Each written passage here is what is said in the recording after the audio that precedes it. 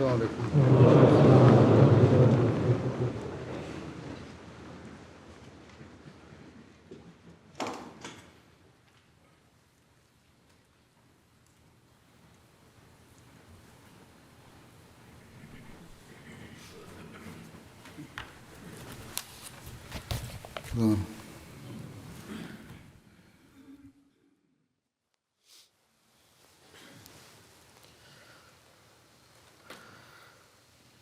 اللہ اکبر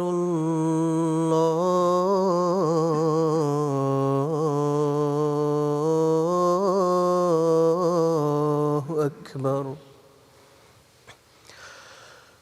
اللہ اکبر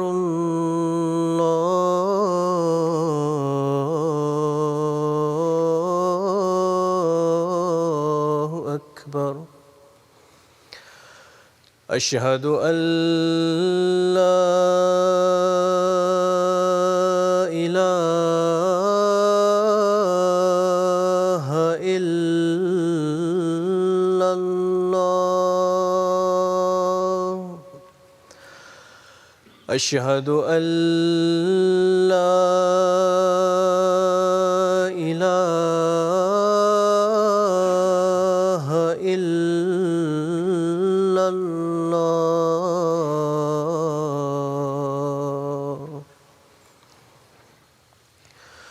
اشہد ان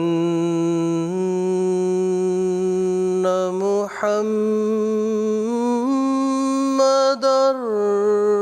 رسول اللہ.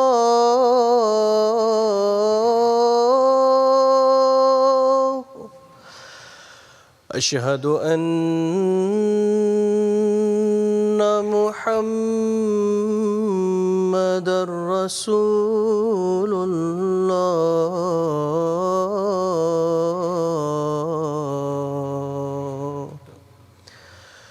حی علی الصلاة.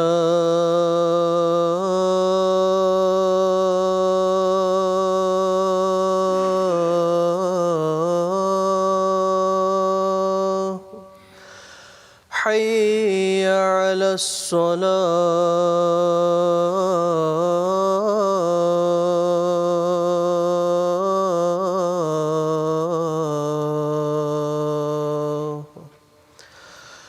حی علی الفلاح.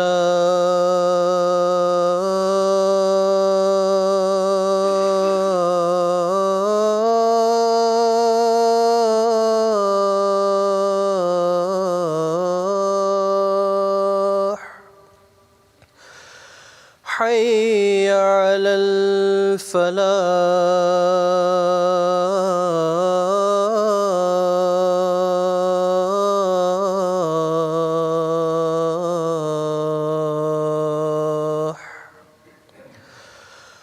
اللہ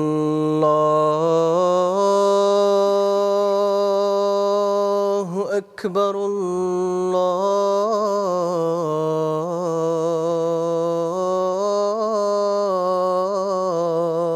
اکبر. لا الہ الا اللہ. السلام علیکم ورحمۃ اللہ.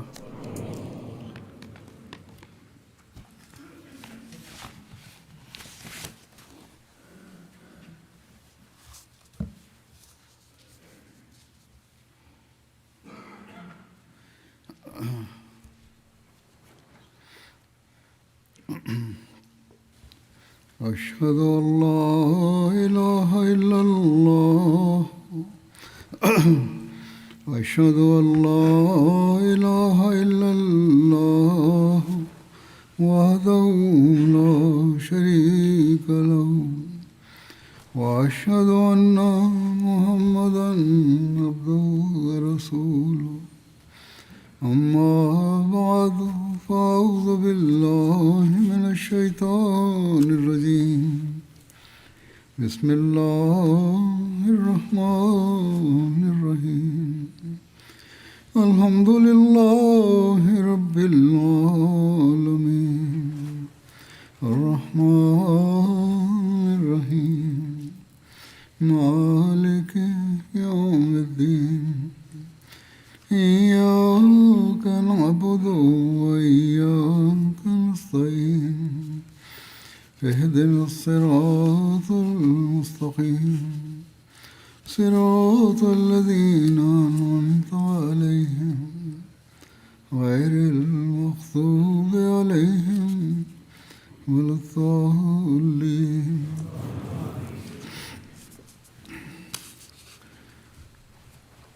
میں نے گزشتہ خطبے میں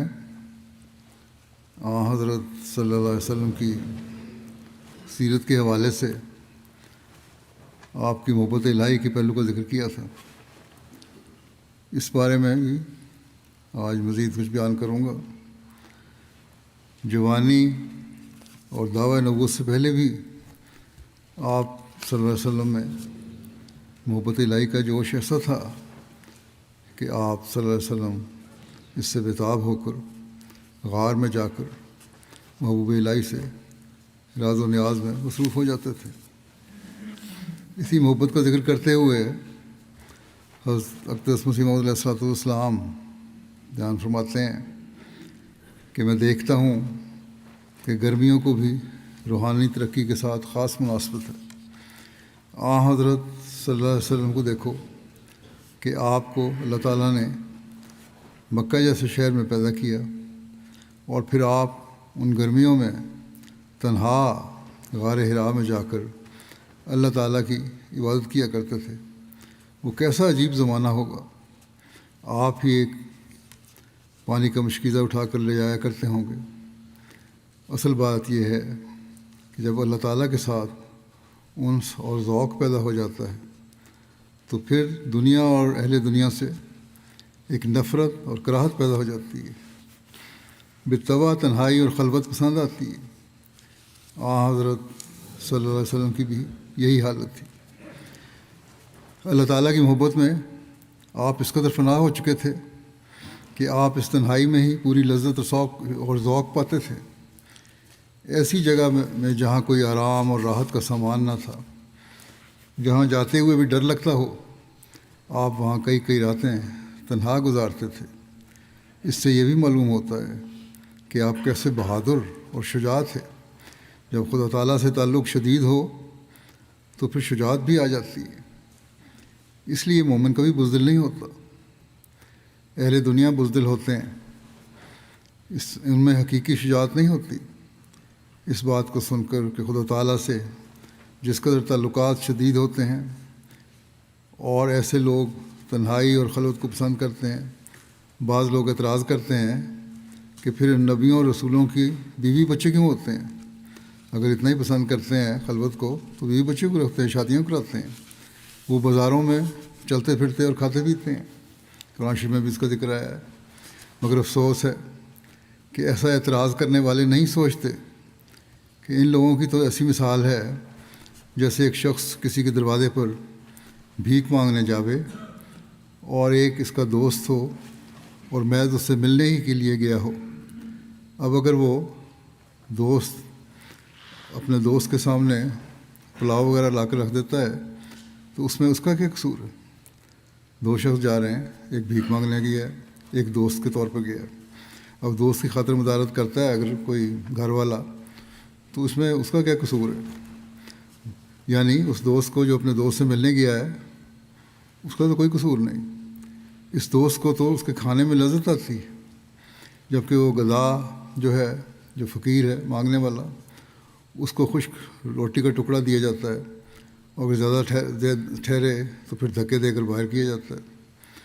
دو سلوک ہیں، مانگنے والے سے اور سلوک ہے، دوست سے اور سلوک ہے. حالانکہ یہ معاملہ دوست سے نہیں ہوتا کہ اس کو دھکے دیے جائے، بلکہ اس کے زیادہ قیام اور اس کے کھانے پینے سے خود اسے ایک لذت ہوتی ہے گھر والے کو. اب ایک فقیر مانگنے والے سے اور سلوک ہوتا ہے، دوست سے اور سلوک ہے. دوست کی آؤ بھگت کی جاتی ہے، خاطر مدارات کی جاتی ہے، فقیر کو کچھ دے کر ٹالا جاتا ہے۔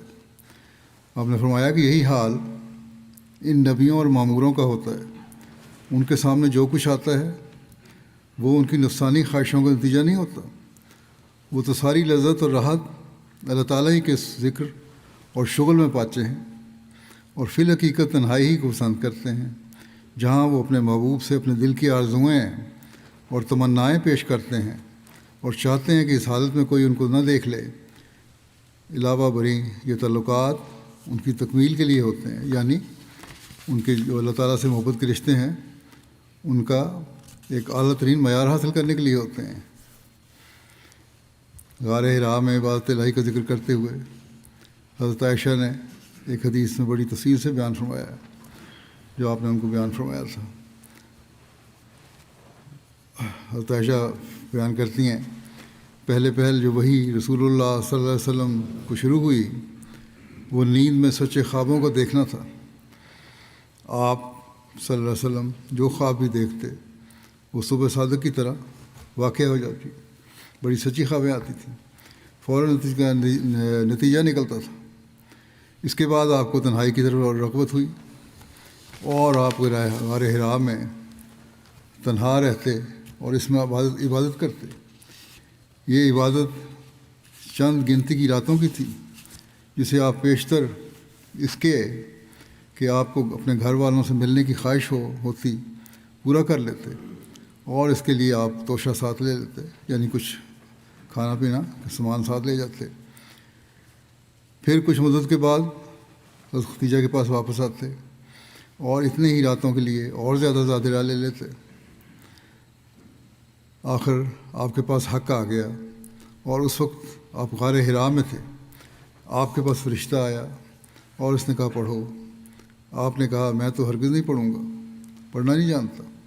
رسول اللہ صلی اللہ علیہ وسلم فرماتے تھے، حضرت عائشہ روایت کرتی ہیں کہ اس فرشتے نے مجھے پکڑا اور مجھے اس قدر بھینچا کہ میری طاقت اپنی انتہا کو پہنچ گئی۔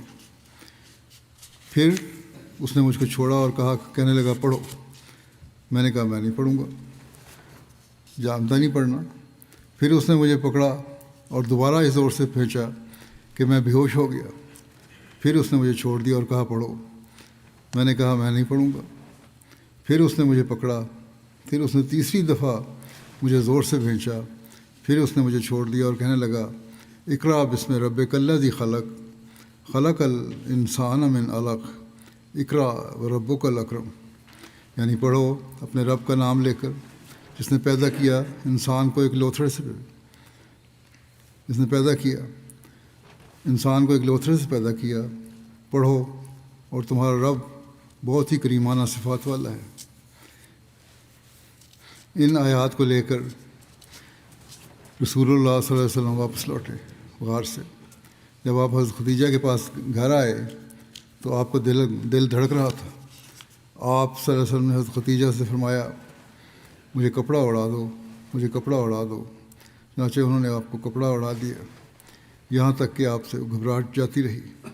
تب آپ نے حضرت ختیجہ سے سارا واقعہ بیان کیا اور فرمایا مجھے تو اپنی جان کا اندیشہ ہو گیا۔ اس پر حضرت ختیجہ نے کہا کہ ہرگز نہیں، وہ خدا اللہ آپ کو کبھی رسوا نہیں کرے گا۔ آپ سے رحمی کرتے ہیں، عاجز کا بوجھ اٹھاتے ہیں، وہ نیکیاں کرتے ہیں جو معدوم ہو چکی ہیں، مہمان نوازی کرتے ہیں اور حق کی مشکلات میں مدد دیتے ہیں۔ ہمیشہ سچ کا آپ نے ساتھ دیا باوجود مشکلات کے۔ اس کے بعد حضرت ختیجہ آپ کو لے گئیں اور اپنے چچا بھائی ورقہ بن نوفل کے پاس لائیں، جو کہ اسد بن عبد العزیٰ کے بیٹے تھے۔ ورقہ وہ شخص تھے جو زمانہ جاہلیت میں عیسائی ہو گئے تھے اور عبرانی لکھنا پڑھنا جانتے تھے۔ انجیل سے جو اللہ تعالیٰ چاہتا وہ عبرانی میں لکھا کرتے تھے۔ وہ بہت بوڑھے اور نابینا ہو چکے تھے۔ حضرت خدیجہ نے ان سے کہا اے میرے چچا کے بیٹے، اپنے بھتیجے کی بات سنو۔ ورقہ نے اپنے آپ سے پوچھا اے میرے بھتیجے، تم کیا دیکھتے ہو؟ اس پر رسول اللہ صلی اللہ علیہ وسلم نے جو کچھ دیکھا تھا ان کو بتلایا۔ ورقہ نے آپ سے کہا یہ وہ شریعت لانے والا فرشتہ ہے جس کو اللہ تعالیٰ نے حضرت موسیٰ پر اتارا تھا، اے کاش میں اس زمانے میں جوان ہوتا، اے کاش میں اس وقت زندہ رہوں جب تیری قوم تجھے نکالے گی۔ اس پر رسول اللہ صلی اللہ علیہ وسلم نے فرمایا، کیا وہ مجھے نکالیں گے؟ انہوں نے کہا، ہاں، جو پیغام تو لایا ہے، جب کبھی بھی کوئی شخص ایسا پیغام لے کر آیا تو ضرور ہی اس سے دشمنی کی گئی، اور اگر میں نے تیرا وہ زمانہ پا لیا تو میں کمر باندھ کر تیری مدد کروں گا۔ اس کے بعد ورقہ جلد فوت ہو گئے، اور وہی بھی کچھ عرصے کے لیے اس میں وقفہ پڑ گیا، معطل رک گئی۔ حضرت اقدس مسیح موعود علیہ الصلوۃ والسلام فرماتے ہیں، اصل بات یہ ہے کہ بموجب تعلیم قرآن شریف ہمیں یہ امر یوں معلوم ہوتا ہے کہ ایک طرف تو اللہ تعالیٰ قرآن شریف میں اپنے کرم، رحم، لطف اور مہربانیوں کی صفات بیان کرتا ہے اور رحمان ہونا ظاہر کرتا ہے، اور دوسری طرف فرماتا ہے کہ وہ لیسا للانسان الا ما سعی، اور انسان کو وہی ملتا ہے جس کی وہ کوشش کرتا ہے۔ اور والذین جاہدوا فینا لنہدینہم سبلنا، اور وہ لوگ جو ہم سے ملنے کی کوشش کرتے ہیں، مجاہدہ کرتے ہیں، ہم ضرور ان کو اپنے راستوں کی طرف آنے کی توفیق بخشیں گے۔ آپ فرماتے ہیں کہ اللہ تعالیٰ نے یہ فرما کر اپنے فیض کو صحیح اور مجاہدے پر منحصر فرماتا ہے۔ اپنے فیض کو صحیح اور مجاہد میں منحصر فرماتا ہے اللہ تعالیٰ۔ نیز اس میں یعنی کہ کوشش بھی کرو تبھی فیض ملے گا، اور مجاہدہ کرو۔ فرمایا نیز اس میں صحابہ رضی اللہ عنہم کا طرز عمل ہمارے واسطے ایک اسوہ اور عمدہ نمونہ ہے۔ صحابہ کی زندگی میں غور کر کے دیکھو، بھلا انہوں نے محض معمولی نمازوں سے ہی وہ مدارج حاصل کر لیے تھے؟ نہیں، بلکہ انہوں نے تو خدا کی رضا کے حصول کے لیے اپنی جانوں تک کی پرواہ نہیں کی، اور بھیڑ بکریوں کی طرح خدا کی راہ میں قربان ہو گئے، جب جا کر کہیں ان کو یہ رتبہ حاصل ہوا تھا۔ صحابہ نے حضرت صلی اللہ علیہ وسلم کی صحبت میں محبت الہی کو حاصل کرنے کی کوشش کی، اور اس کے لیے ہر قربانی کے لیے تیار ہو گئے، اور قربانیاں دی بھی، پھر ایک رتبہ بھی پایا جس سے اللہ تعالیٰ ان سے راضی ہو گیا۔ آپ فرماتے ہیں، اکثر لوگ ہم نے ایسے دیکھے ہیں کہ وہ یہی چاہتے ہیں کہ ایک پھونک مار کر ان کو درجات دلا دیے جائیں اور عرش تک ان کی رسائی ہو جائے۔ آپ نے فرمایا کہ ہمارے رسول اکرم صلی اللہ علیہ وسلم سے بڑھ کر کون ہوگا؟ وہ افضل البشر، افضل الرسل والانبیاء تھے۔ جب انہوں نے ہی پھونک سے وہ کام نہیں کیے تو اور کون ہے جو ایسا کر سکے؟ دیکھو آپ نے غار حرا میں کیسے کیسے ریاضات کیے، خدا جانے کتنی مدت تک تضرعات اور گریہ وزاری کیے، تزکیہ کے لیے کیسے کیسے کیسی جاں فشانیاں اور سخت سے سخت محنتیں کیے، جب جا کر کہیں خدا تعالیٰ کی طرف سے فیضان نازل ہوا۔ اصل بات یہی ہے کہ انسان خدا کی راہ میں جب تک اپنے اوپر ایک موت اور حالت فنا وارد نہ کر لے تب تک ادھر سے کوئی پرواہ نہیں کی جاتی۔ البتہ جب خدا دیکھتا ہے کہ انسان نے اپنی طرف سے کمال کوشش کی ہے اور میرے پانے کے واسطے اپنے اوپر موت وارد کر لی ہے، تو پھر وہ انسان پر خود ظاہر ہوتا ہے، اس کو نوازتا ہے اور قدرت نمائی سے بلند کرتا ہے۔ ایک جگہ فرماتے ہیں کہ انبیاء کی طبیعت اسی طرح واقع ہوتی ہے کہ وہ شہرت کی خواہش نہیں کیا کرتے۔ کسی نبی نے کبھی شہرت کی خواہش نہیں کی۔ ہمارے نبی کریم صلی اللہ علیہ وسلم بھی خلوت اور تنہائی کو پسند کرتے تھے۔ آپ عبادت کرنے کے لیے لوگوں سے دور تنہائی کی غار میں، جو غار حرا تھی، چلے جاتے تھے۔ یہ غار اس قدر خوفناک تھی کہ کوئی انسان اس میں جانے کی ضرورت نہ کر سکتا تھا، لیکن آپ نے اس کو اس لیے پسند کیا ہوا تھا کہ وہاں کوئی ڈر کے مارے بھی نہ پہنچے۔ آپ بالکل تنہائی چاہتے تھے، شہرت کو ہرگز پسند نہیں کرتے تھے، مگر خدا کا حکم ہوا، یا ایھا المدثر قم فانذر، کہ اے کمبل اوڑھنے والے کھڑا ہو جاؤ اور لوگوں کو ہوشیار کر۔ اس حکم میں ایک جبر معلوم ہوتا ہے اور اس لیے جبر سے حکم دیا گیا ہے کہ آپ تنہائی کو جو آپ کو بہت پسند تھی اب چھوڑ دیں۔ بس جب اللہ تعالیٰ کی محبت انتہا کو پہنچ گئی اور آپ کا مجاہدہ بھی انتہا کو پہنچ گیا تو آپ کو اللہ تعالیٰ نے اپنی آخری شریعت پھیلانے کے لیے دنیا میں بھیج دیا۔ آپ فرماتے ہیں کہ یہ اللہ تعالیٰ سے محبت و عشق تو تھا لیکن ایک مجاہدہ بھی تھا جس کی وجہ سے اللہ تعالیٰ نے پھر آپ کو بے شمار نوازا، اور ہر انسان اپنے اپنے مرتبے کے لحاظ سے جب تک صحیح نہ کرے، کوشش نہ کرے، اللہ تعالیٰ تک پہنچنا مشکل ہوتا ہے۔ اللہ تعالیٰ کی محبت میں آپ صلی اللہ علیہ وسلم کی نمازوں کی یہ کیفیت تھی کہ مترف اپنے والد سے روایت کرتے ہیں کہ انہوں نے کہا میں نبی صلی اللہ علیہ وسلم کے پاس آیا اور آپ نماز پڑھ رہے تھے، آپ کے سینے سے ہنڈیا کے ابلنے کی آواز کی طرح آواز آ رہی تھی، آپ اتنی شدت سے رو رہے تھے اور آہوازاری کر رہے تھے کہ یوں لگ رہا تھا جیسے ہنڈیا میں پانی ابل رہا ہے۔ اسی طرح ایک روایت حضرت عائشہ بیان کرتی ہیں، اس کا ذکر گزشتہ ایک خطبے میں کر چکا ہوں کہ آپ اتنی زیادہ عبادت کرتے اور کھڑے ہوتے عبادت کے وقت میں کہ آپ کے پاؤں متورم ہو جاتے، سوج جاتے۔ حضرت مسلم موعود رضی اللہ عنہ حضرت صلی اللہ علیہ وسلم کی محبت اور عبادتوں کا ذکر کرتے ہوئے ایک جگہ فرماتے ہیں، یہ تھوڑا سا حصہ میں پہلے بھی بیان کر چکا ہوں گزشتہ سے پہلے خطبے میں جہاں سیرت کا بیان کیا تھا میں نے، لیکن اس کی کچھ مزید تفصیل بھی ہے، وہ بھی بیان کرتا ہوں۔ اس سے آپ کے اللہ تعالیٰ سے عشق و محبت کی مزید وضاحت ہو جاتی ہے۔ حضرت مسلم لکھتے ہیں کہ حضرت عائشہ فرماتی ہیں کہ جب آپ مرض الموت میں مبتلا ہوئے تو سخت ذوف کی وجہ سے نماز پڑھانے پر قادر نہ تھے، اس لیے آپ نے حضرت ابوبکر کو نماز پڑھانے کا حکم دیا۔ جب حضرت ابوبکر رضی اللہ عنہ نے نماز پڑھانی شروع کی تو آپ نے کچھ آرام محسوس کیا اور نماز کے لیے نکلے۔ حضرت عائشہ فرماتی ہیں کہ حضرت ابوبکر کا نماز پڑھانے کا حکم دینے کے بعد جب آپ نے مرض میں خفت محسوس کی تو آپ آدمیوں کے سہارے نماز پڑھنے کے لیے نکلے۔ آپ فرماتی ہیں کہ اس وقت میری آنکھوں کے سامنے وہ نظارہ ہے کہ شدت درد کی وجہ سے آپ کے قدم زمین سے چھوتے جاتے تھے۔ جب آپ مسجد پہنچے اور حضرت ابوبکر رضی اللہ عنہ نے ارادہ کیا کہ پیچھے ہٹ جائیں تو رسول کریم صلی اللہ علیہ وسلم نے ان کے ارادے کو بھانپ لیا اور اشارہ فرمایا کہ اپنی جگہ پر رہو۔ پھر آپ کو وہاں لایا گیا اور آپ حضرت ابوبکر رضی اللہ عنہ کے پاس بیٹھ گئے۔ اس کے بعد رسول کریم صلی اللہ علیہ وسلم نے نماز پڑھنی شروع کی اور حضرت ابوبکر نے آپ کی نماز کے ساتھ ساتھ نماز پڑھنی شروع کی اور باقی لوگ حضرت ابوبکر کی نماز کی اتباع کرنے لگے۔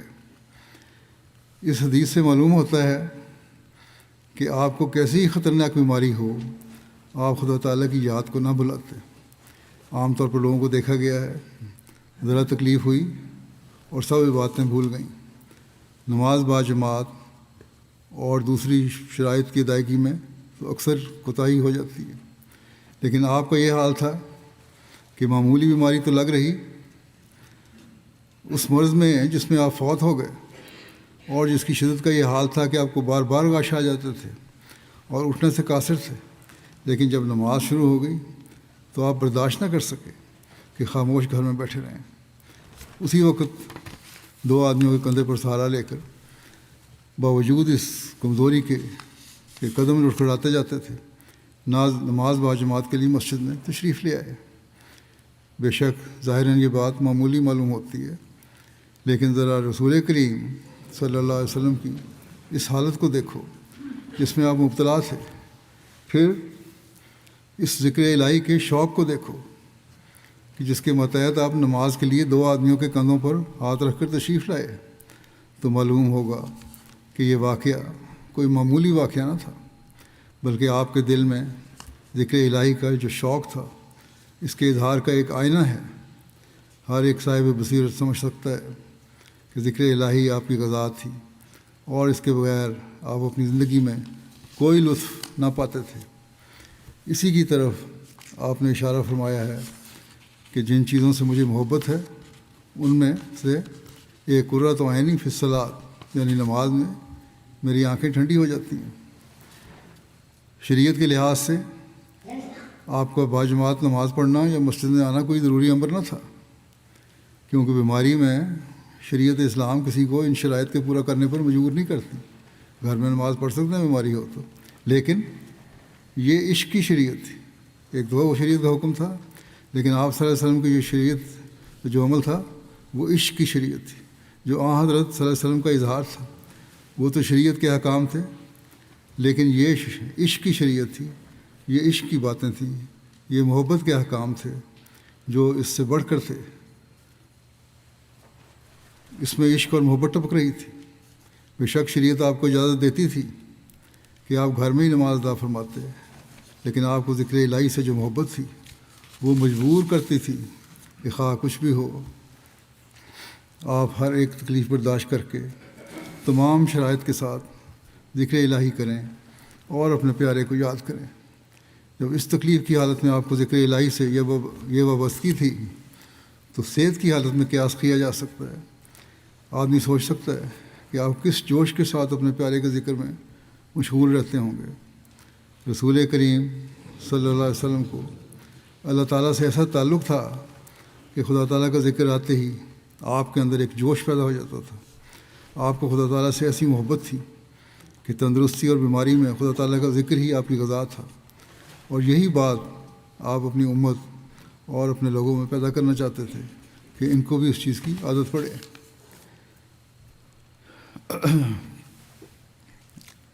جیسا پہلے خود میں نے آپ کی سیرت کے بیان کیا تھا، مختصر حدیث بیان کی تھی، اس میں کچھ بعض تفصیلیں ایسی ہیں جو دوبارہ بیان کرنے والی ہیں، اس لیے بیان کرتا ہوں۔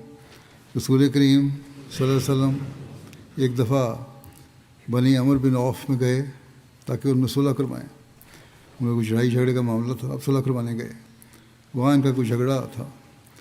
اس دوران نماز کا وقت آ گیا اور مسجد نبوی میں مؤذن نے اذان دی، اور پھر حضرت ابوبکر کے پاس آیا اور کہا کہ کیا آپ لوگوں کو نماز پڑھائیں گے، میں اقامت کہہ دوں؟ آپ نے جواب دیا کہ ہاں۔ پھر حضرت ابوبکر نماز کے لیے کھڑے ہوئے، اتنے میں رسول کریم صلی اللہ علیہ وسلم بھی تشریف لے آئے۔ لوگ نماز پڑھ رہے تھے،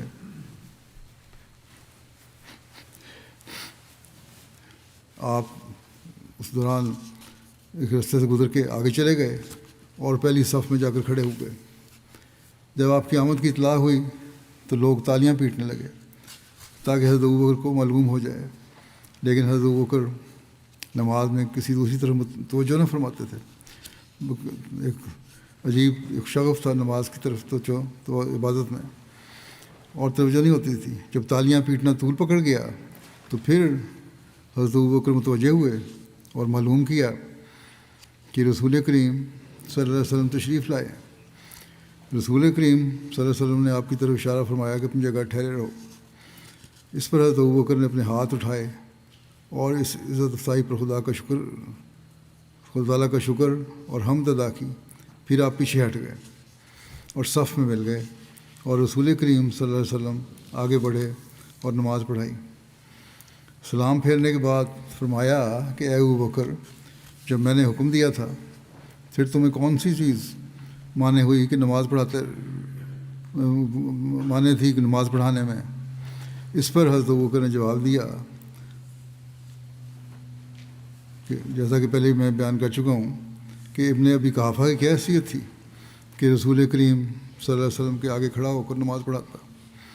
پھر حضرت صلی اللہ علیہ وسلم لوگوں کی طرف متوجہ ہوئے اور فرمایا کہ میں نے دیکھا ہے کہ تم لوگوں نے اس قدر تالیاں پیٹی ہیں، نماز میں اگر کوئی حادثہ پیش آئے تو چاہیے کہ سبحان اللہ کہے، کیونکہ جب وہ سبحان اللہ کہے گا تو خود ہی اس کی طرف توجہ ہوگی، اور تالیاں پیٹنا تو عورتوں کا کام ہے۔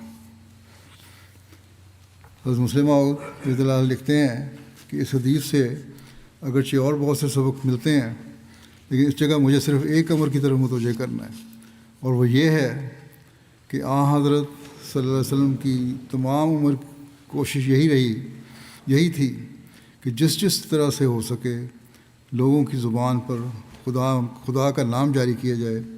خود تو جس طرح آپ ذکر میں مشغول رہتے اس کا حال تو بیان ہو چکا ہے، مگر اس حدیث سے یہ معلوم ہوتا ہے کہ آپ ہر ایک کی زبان پر یہی الفاظ دیکھنا چاہتے تھے. اب ہمیں دیکھنا چاہیے، ہم اپنے جائزہ لیں، کیا ہمیں بھی اللہ تعالیٰ کا خیال دل میں ہر وقت رہتا ہے جس طرح رسول صلی اللہ علیہ وسلم چاہتے تھے اپنی امت سے؟ کیا ہمارے دل میں اتنا درد ہے یا ہم صرف اپنی دنیاوی مقاصد کے لیے ہی نمازوں کی طرف اور اللہ تعالیٰ کے ذکر کی طرف توجہ کرتے ہیں، عام حالات میں بھول جاتے ہیں؟ پھر آپ لکھتے ہیں کہ بہت سے واقعات ہیں جن سے معلوم ہوتا ہے کہ آپ چاہتے تھے کہ خدا تعالیٰ کا ذکر زیادہ کیا جائے. چنانچہ چھینک پر، کھانا شروع کرتے وقت پھر ختم ہونے کے بعد، سوتے وقت، جاگتے وقت، نمازوں کے بعد، کوئی بڑا کام کرتے وقت، وضو کرتے وقت، غرض ہے کہ اکثر اعمال میں آپ نے خدا تعالیٰ کے ذکر کی طرف لوگوں کو متوجہ کیا ہے، جس سے ثابت ہوتا ہے کہ آپ نہ صرف خود ہی ذکر الہی مشغول رہتے تھے بلکہ دوسروں سے بھی چاہتے تھے کہ وہ بھی یاد الہی میں مشغول رہیں، جو کہ آپ کے کمال محبت پر دال ہے، اس پہ دلیل ہے. مسلموں نے لکھا ہے کہ میں نے بہت سے آدمیوں کو دیکھا ہے کہ ذرا عبادت کی اور مغرور ہو گئے. چند دن کی نمازوں یا عبادتوں کے بعد وہ اپنے آپ کو فرعون بے سامان یا فخر اولیاء سمجھنے لگتے ہیں، اور دنیا و معافیہ ان کی نظروں میں حقیر ہو جاتی ہے. بڑے سے بڑے آدمی حقیقت کچھ نہیں جانتے، بلکہ انسان کا تو کیا کہنا، خدا تعالیٰ پر بھی اپنا احسان جتاتے ہیں اور سمجھتے ہیں کہ جو عبادت ہم نے کی ہے گویا خدا تعالیٰ پر احسان کیا ہے اور وہ ہمارا ممنون ہے. نعوذ باللہ کہ ہم نے اس کی عبادت کی، ورنہ عبادت نہ کرتے تو وہ کیا کر لیتا. جو لوگ اس طرز کے نہیں ہوتے، جو اس حد تک نہیں بھی پہنچتے، ان میں سے بھی اکثر ایسے دیکھے گئے ہیں جو اس حد تک نہیں پہنچتے کہ ایسی بات کریں کہ خدا ہمارے لیے کیا کر رہا ہے، لیکن جو ایسے نہیں وہ بھی نہیں بھی ہوتے، ان میں بھی اکثر دیکھا گیا ہے کہ عبادت کر کے کچھ تکبر ضرور آ جاتا ہے. اور بہت کم ہیں جو عبادت کے بعد بھی اپنی عاجزانہ حالت پر قائم رہیں. یہی نیکوں کا گروہ ہے جو عاجزانہ طور پر قائم رہتے ہیں اپنی عبادت پر. یہی نیکوں کا گروہ ہے جو عاجزی سے رہتے ہیں، ہمیشہ عبادت کر کے بھی اسے چھپاتے ہیں، اللہ تعالیٰ کی محبت کو بھی چھپاتے ہیں اور اسے بھی اللہ کا احسان سمجھتے ہیں کہ اس نے ہمیں توفیق دی کہ ہم عبادت کرنے والے ہوں. یہی اصل میں نیک لوگوں کا گروہ ہے. تو لوگ پوچھتے ہیں ہم کہ نیکیاں کیا ہیں، اکثر سوال کرتے ہیں آج کل کے بچے بھی، نوجوان بھی، اور کس طرح پتہ لگے کہ اللہ تعالیٰ راضی ہوتا ہے. اللہ تعالیٰ اسی طرح راضی ہوتا ہے کہ نیکیاں کرو اور صرف خدا تعالیٰ کی رضا کے لیے کرو. انسان اپنا جائزہ خود لے سکتا ہے، کسی باہر کے آدمی کو جج بنانے کی ضرورت نہیں ہے. انسان خود سمجھ سکتا ہے کہ جو نیکیاں وہ کر رہا ہے اگر وہ خدا تعالیٰ کے لیے کر رہا ہے پھر اللہ تعالیٰ کو یقیناً پسند ہے. آپ نے لکھا ہے کہ پھر سمجھ سکتے ہو کہ نیکوں کے سردار اور نبیوں کے سربراوردہ حضرت رسول کریم صلی اللہ علیہ وسلم کا کیا حال ہوگا. آپ تو کل خوبیوں کے جامع اور کل نیکیوں کے سرچشمہ تھے. عبادت کسی تکبر یا بڑائی کے لیے کرنا تو لگ رہا، جس قدر خدا تعالیٰ کی بندگی بجا لاتے اتنے ہی اس کی آتش شوق تیز تر ہوتی.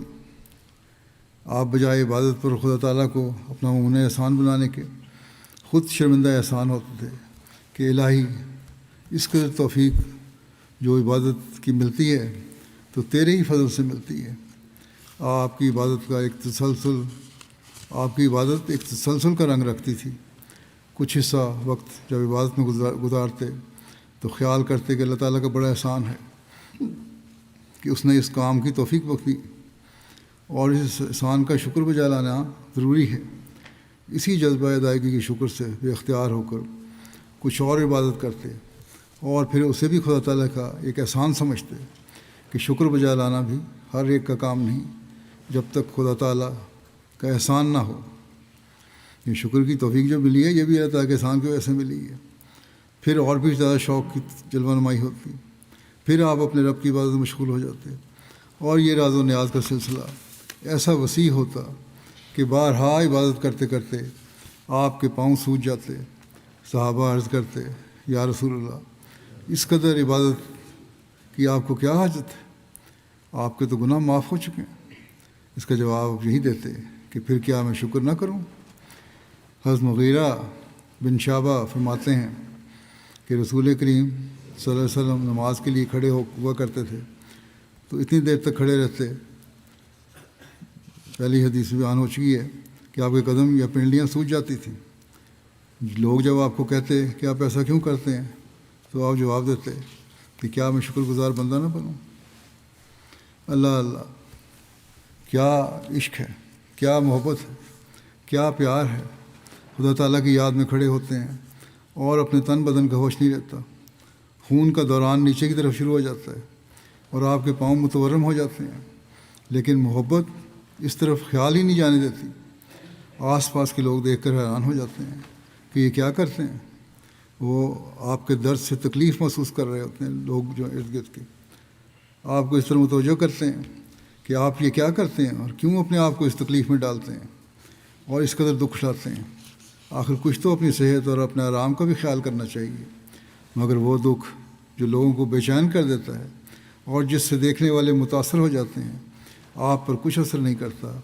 عبادات میں کچھ سستی کرنے اور آئندہ اس قدر لمبا عرصہ اپنے رب کی یاد میں کھڑا رہنا ترک کرنے کے بجائے آپ ان کی اس بات کو ناپسند کرتے ہیں اور انہیں جواب دیتے ہیں کہ کیا میں خدا کا شکر گزار بندہ نہ بنوں؟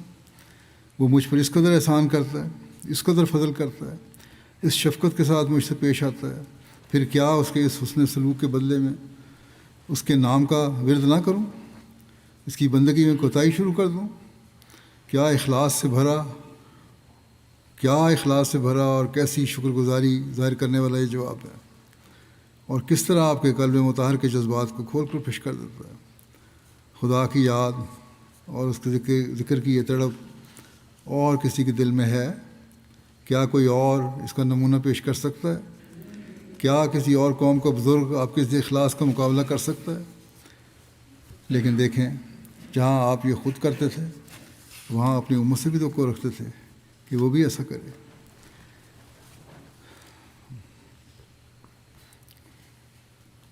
پھر آپ نے فرمایا اس سلسلے میں مسلم موعود نے کہ آپ کس طرح اپنے کاموں میں مشغول رہتے تھے، یہ نہیں کہ صرف عبادت کر لی اور باقی کام ختم ہو گئے، اور یہی نہیں کہ آپ صلی اللہ علیہ وسلم رات کے وقت عبادت کے لیے اٹھ کر کھڑے ہو جاتے اور دن بھر سوئے رہتے تھے، کیونکہ اگر ایسا ہوتا تو پھر اس شوق اور تڑپ کا پتہ نہ لگتا جو اس صورت میں ہے کہ دن بھر بھی آپ خدا تعالیٰ کے نام کی اشاعت اور اس کی اطاعت و فرمانبرداری کا رواج دینے کی کوشش میں لگے رہتے، خود 5 وقت میں امام ہو کر نماز پڑھاتے تھے، دور دور کے جو وفود اور سفراء آتے تھے ان کے ساتھ خود ہی ملاقات کرتے اور ان کے مطالبات کا جواب دیتے، جنگوں کی کمان بھی خود ہی کرتے، صحابہ کو قرآن شریف کی تعلیم بھی دیتے، جج بھی خود تھے، تمام دن جس قدر جھگڑے لوگوں میں ہوتے ان کا فیصلہ کرتے، مال کا انتظام، بیت المال کا انتظام، ملک کا انتظام، دین اسلام کا اجرا، بیویوں کے حقوق کا افاع، پھر گھر کے کام کاج میں شریک ہونا، یہ سب کام آپ دن کے وقت کرتے اور ان کے بجا لانے کے بعد بجائے اس کے کہ چور ہو کر بستر پر جا پڑیں اور سورج نکلنے تک اس سے سر نہ اٹھائیں، بار بار اٹھ کر بیٹھ جاتے اور اللہ تعالیٰ کی تسبیح کرتے، تحمید کرتے، اور نصف رات کے گزرنے پر اٹھ کر وضو کرتے، اور تنہا جب چاروں طرف خاموشی اور سناٹا چھایا ہوا ہوتا اپنے رب کے حضور میں نہایت عز و نیاز سے کھڑے ہو جاتے اور تلاوت قرآن شریف کرتے، اور اتنی دیر تک کھڑے رہتے کہ آپ کے پاؤں متورم ہو جاتے، حتیٰ کہ عبداللہ بن مسعود فرماتے ہیں کہ ایک دفعہ میں بھی آپ کے ساتھ نماز پڑھنے کھڑا ہو گیا تو اس قدر تکلیف ہوئی کہ قریب تھا کہ میں نماز توڑ کر بھاگ جاتا، کہ کیونکہ میرے قدم اب زیادہ بوجھ برداشت نہیں کر سکتے تھے اور میری طاقت سے باہر تھا کہ زیادہ دیر کھڑا رہ سکوں۔ یہ بیان اس شخص کا ہے جو نوجوان اور رسول کریم صلی اللہ علیہ وسلم سے عمر میں کہیں کم تھا، جسے سمجھ میں آ سکتا ہے کہ آپ کی ہمت اور جذبہ محبت ایسا تیز تھا کہ باوجود پیری کے یعنی بڑھاپے کے اور دن بھر کام میں مشغول رہنے کے، آپ عبادت میں اتنی دیر کھڑے رہتے کہ جوان اور پھر مضبوط جوان جن کے کام آپ کے کاموں کے مقابلے میں پاسنگ بھی نہ تھے، آپ کے ساتھ کھڑے نہ رہ سکے اور تھک کر رہ جاتے۔ یہ عبادت کیوں تھی؟ کس وجہ سے تھی؟ آپ یہ مشقت برداشت کرتے تھے؟ کس وجہ سے آپ یہ مشقت برداشت کرتے تھے؟ صرف اس لیے کہ آپ ایک شکر گزار بندے اور آپ کا دل خدا تعالیٰ کے احسانات کو دیکھ کر ہر وقت اس کا ذکر کرنے کی طرف مائل رہتا تھا۔ اللہ تعالیٰ سے ایک محبت تھی آپ کو۔ ابو سلمہ بن عبد الرحمن کی روایت ہے، انہوں نے حضرت عائشہ رضی اللہ عنہا سے پوچھا کہ رسول اللہ صلی اللہ علیہ وسلم کی نماز رمضان میں کیسی ہوتی تھی؟ ابھی ایک مہینے تک رمضان آ رہا ہے، ہمیں بھی رمضان میں تو ہم کرتے ہیں باتیں، پہلے بھی کرنی چاہیے۔ بہرحال حضرت عائشہ نے کہا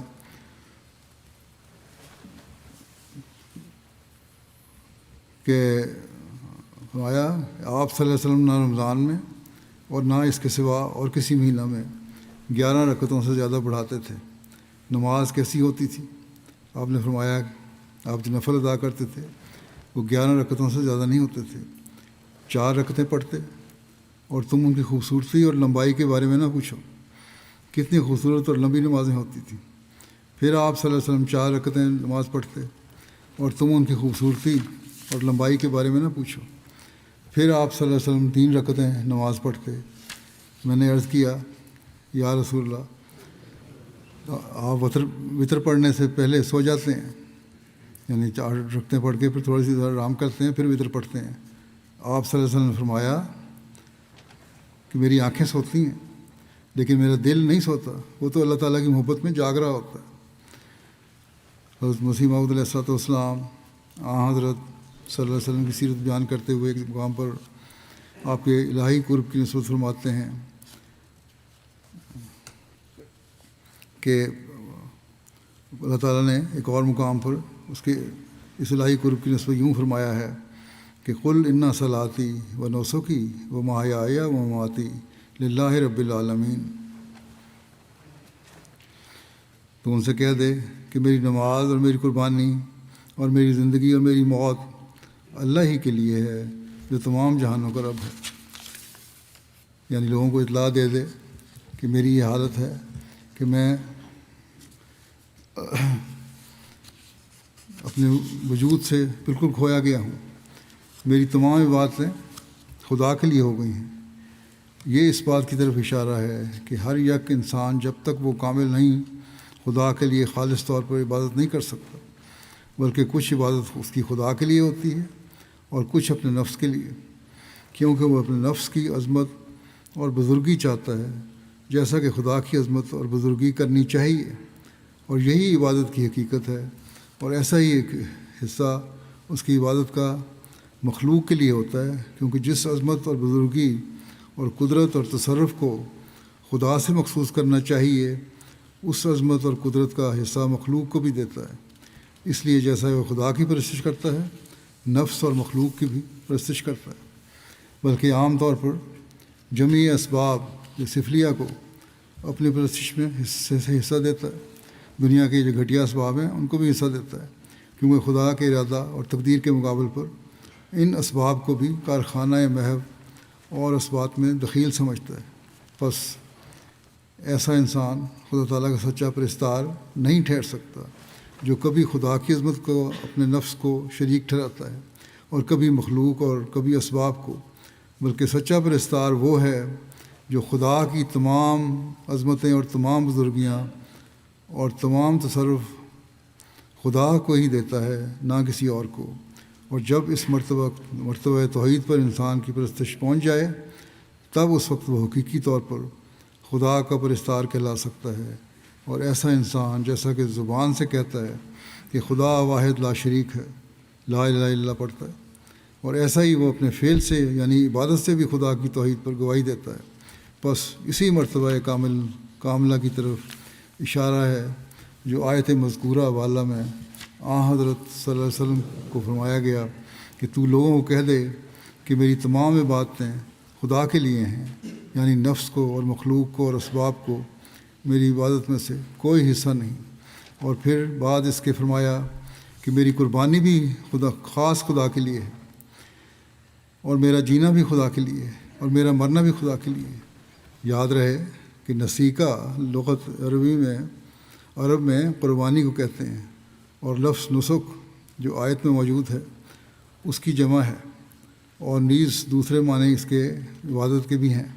بس اس جگہ ایسا لفظ استعمال کیا گیا جس کے معنی عبادت اور قربانی دونوں پر اطلاق پاتے ہیں۔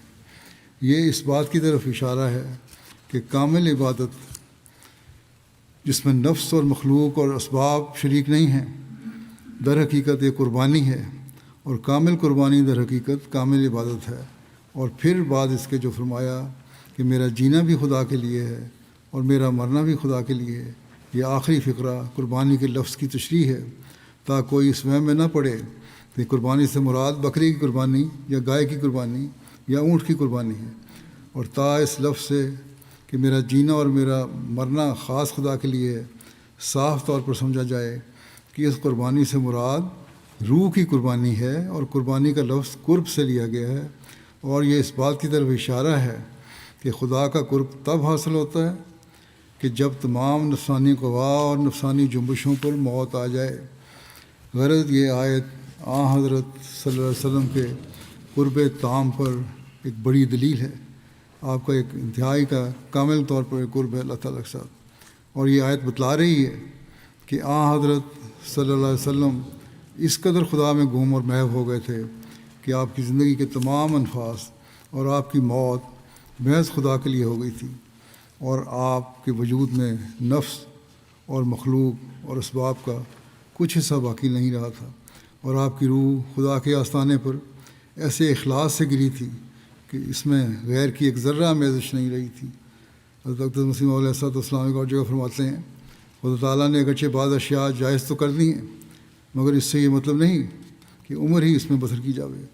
خدا تعالیٰ تو اپنے بندوں کی صفت میں فرماتا ہے والذین یبیتون لربہم سجدا قیاما، اور وہ لوگ جو اپنے رب کے لیے راتیں سجدوں میں اور کھڑے ہو کر گزار دیتے ہیں، کہ وہ اپنے رب کے لیے تمام رات سجدوں میں گزارتے ہیں اور قیام میں گزارتے ہیں۔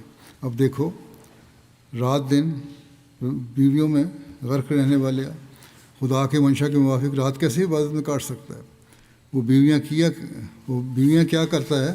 گویا خدا کے لیے شریک پیدا کرتا ہے۔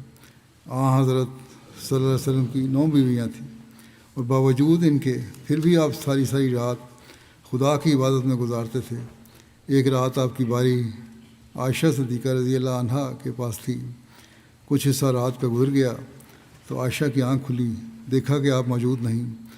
اسے شبہ ہوا کہ شاید آپ کسی اور بیوی کے ہاں گئے ہوں گے۔ انہوں نے اٹھ کر ہر ایک گھر میں تلاش کیا مگر آپ نہ ملے۔ آخر دیکھا کہ آپ قبرستان میں ہیں اور سجدے میں رو رہے ہیں۔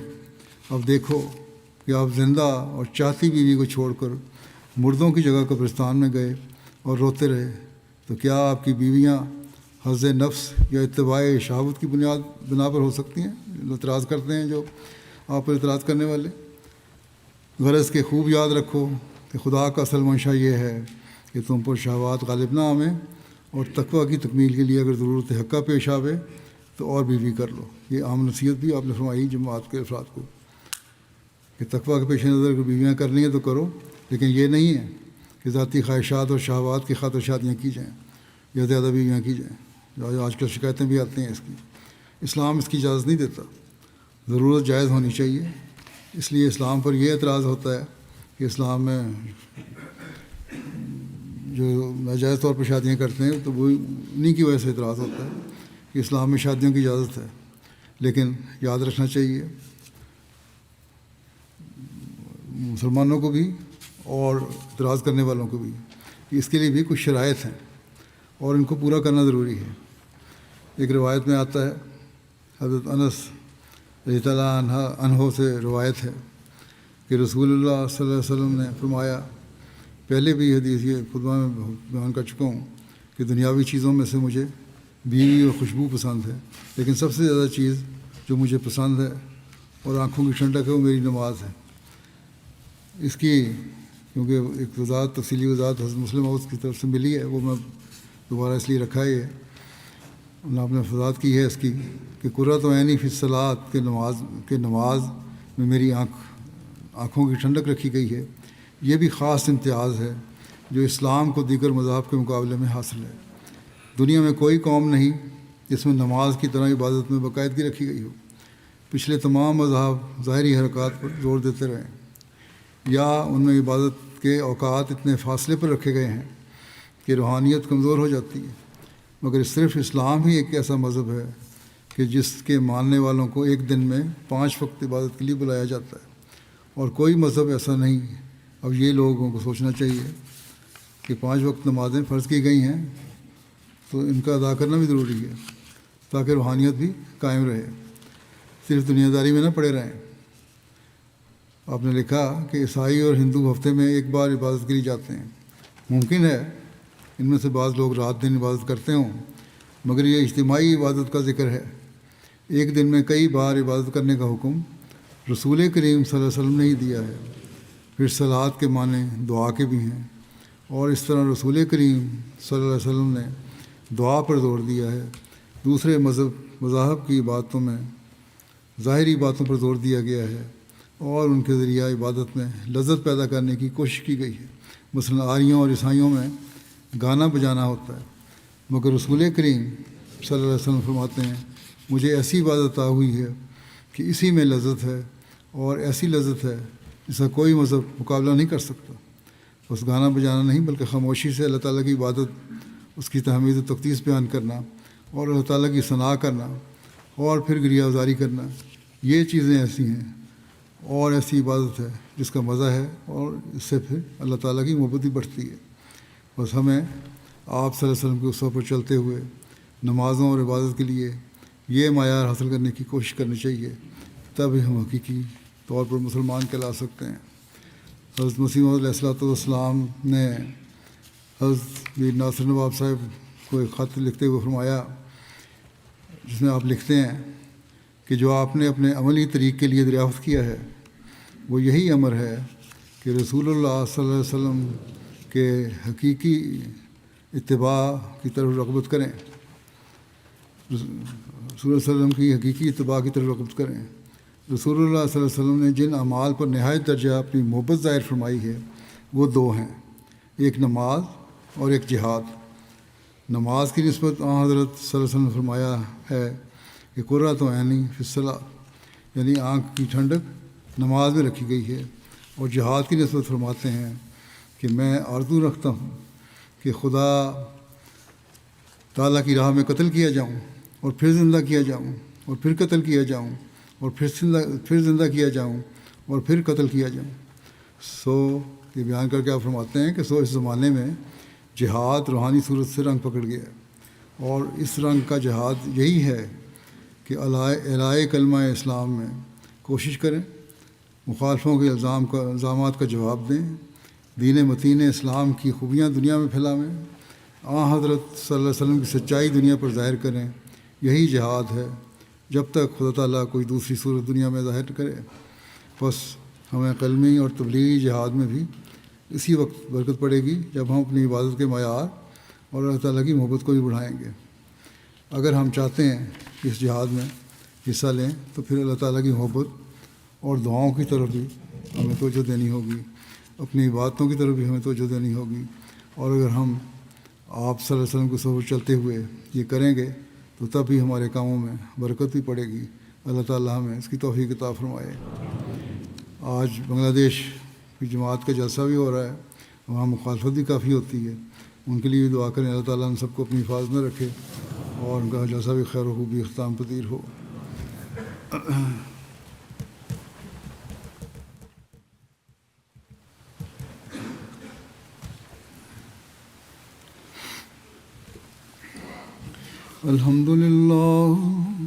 الحمد لله نحمده ونستعينه ونستغفره ونؤمن به ونتوكل عليه ونعوذ بالله من شرور أنفسنا ومن سيئات أعمالنا من يهده الله فلا مضل له ومن يضلل فلا هادي له ونشهد أن لا إله إلا الله ونشهد أن محمدا عبده ورسوله عباد الله رحمكم الله إن الله يأمر بالعدل والإحسان وإيتاء ذي القربى وينهى عن الفحشاء والمنكر والبغي يعظكم لعلكم تذكرون اذكروا الله يذكركم وادعوه يستجب لكم ولذكر الله أكبر